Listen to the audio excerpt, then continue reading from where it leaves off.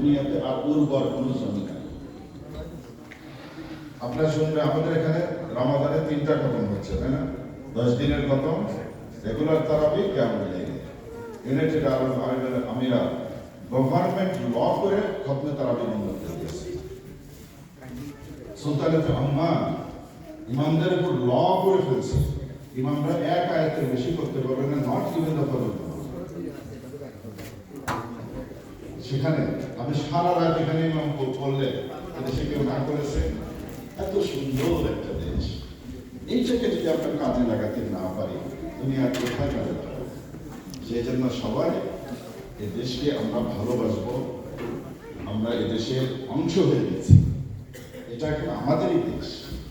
সুতরাং এদেশের ভালো মন্দ আমরা সবসময় খেয়াল রাখবো, কখনো আমরা এদেশের যেন কোনো আইন যেন আমরা না ভাঙি। দেশের আইন ভাঙলে এটা দুইটা ব্যাড এফেক্ট হবে। একটা হলো মুসলমানদের উপর আঘাত আসবে, আর আরেকটা এফেক্ট আসবে হলো কি, যে এই জাতিকে কেউ আর আনতে চাবে না। এই জন্য সবাই যে কোনো ট্রাফিক ল বলেন, যে কোনো ল, এই লকে যেন আমরা ভাইলেট না